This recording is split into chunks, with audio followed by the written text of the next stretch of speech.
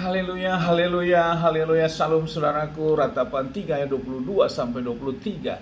Sebab kebaikan Bapa Yahweh itu tidak pernah berhenti dan rahmatnya tidak pernah berkesudahan, selalu baru setiap pagi. Kita kembali mengucap syukur saudaraku, kita bisa kembali bangun pada pagi hari ini sesungguhnya semuanya oleh karena kebaikan dan rahmat Bapa Yahweh di dalam kehidupan kita. Renungan KPI Mayim Kayim pada hari Kamis tanggal 18 Februari 2021 atau pada tanggal 6 Adar 5781 yang merupakan kelanjutan pembacaan dan renungan Torah kita. Diambil dari kitab Keluaran atau Semot 28 ayat 33 yang berkata demikian saudaraku, dan haruslah engkau memasang tabir di bawah pengait-pengait itu, dan engkau harus membawa masuk tabut kesaksian itu ke sana, ke bagian dalam tabir, dan tabir itu akan memisahkan bagimu antara ruang kudus dengan ruang maha kudus.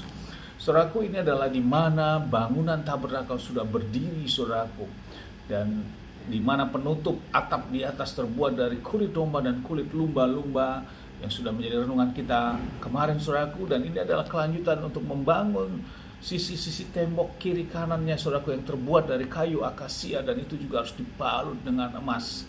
Kemudian ruangan ini dibagi menjadi dua saudaraku, dengan dibagi oleh tabir atau tirai saudaraku yang terbuat dari benang ungu dan benang nila yang dipintal saudaraku.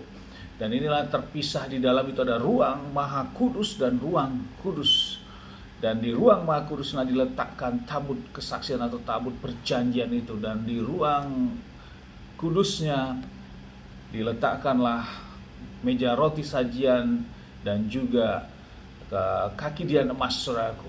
Inilah posisi di dalam ruangan ini. Jadi ada terbagi menjadi dua, ruang maha kudus tempat tabut perjanjian, kemudian ruang kudus tempat meja roti sajian dan kaki dian emas saudaraku. Dan dipisahkan oleh tabir atau tirai yang memisahkan ruangan di dalam. Kemudian di luar adalah pelataran dari kemah suci ini atau rumah tabernakel ini saudaraku. Dan ini kelanjutan dari ini saudaraku, inilah juga menjadi suatu penggenapan pemisah atau ruangan-ruangan ini juga nanti di dalam kerajaan Samayim saudaraku akan terpisah antara ruang maha kudus, ruang kudus dan pelataran.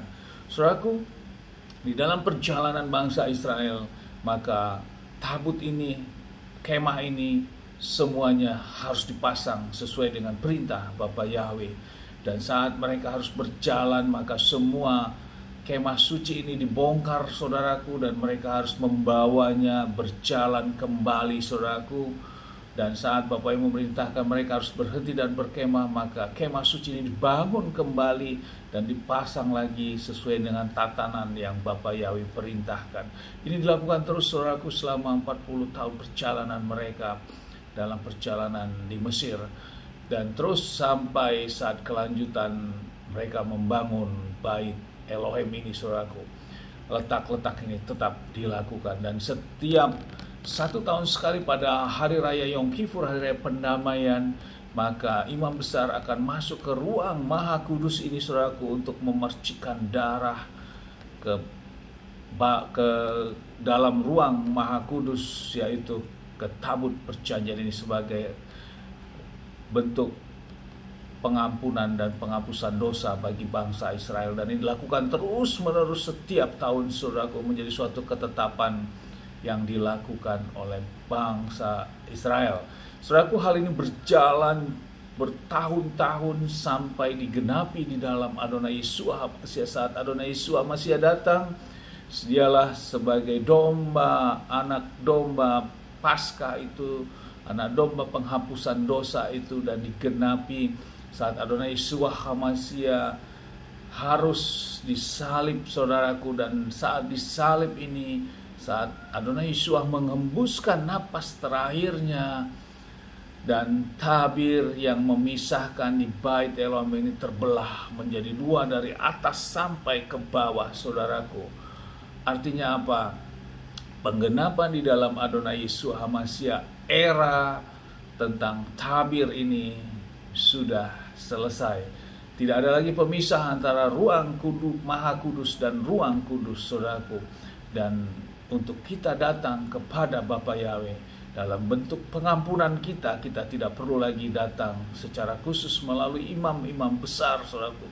Namun sudah terbelah menjadi dua, artinya kita bisa yang percaya oleh darah pengorbanan Adonai Yeshua HaMashiach, kita bisa langsung datang kepada Bapa Yahweh untuk minta pengampunan. Haleluya, saudaraku. Dan kita sudah hidup di zaman sekarang, zaman kasih karunia ini, sehingga kita tidak mengalami apa yang dilakukan oleh Bani Israel, bangsa Israel, dalam melakukan perintah ketetapan ibadah tentang pengampunan atau hari raya Yom Kippur yang melakukan seperti ini, saudaraku. Tapi hari-hari raya itu tetap masih kita lakukan sampai saat ini.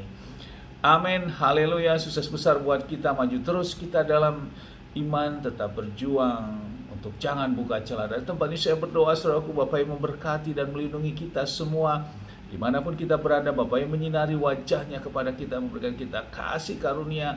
Bapak yang menghadapkan wajahnya kepada kita, memberikan kita damai sejahtera. Apapun yang kita kerjakan, apapun yang kita lakukan sepanjang hari ini, saya berdoa di dalam nama Bapa Yahweh, di dalam nama Adonai Yeshua HaMashiach, dan atas otoritasnya semuanya pasti akan menjadi berhasil. Dan kita orang-orang yang percaya, saudaraku, kita tidak dipermalukan dan hidup kita semakin diberkati. Amin, haleluya. Shalom, saudaraku.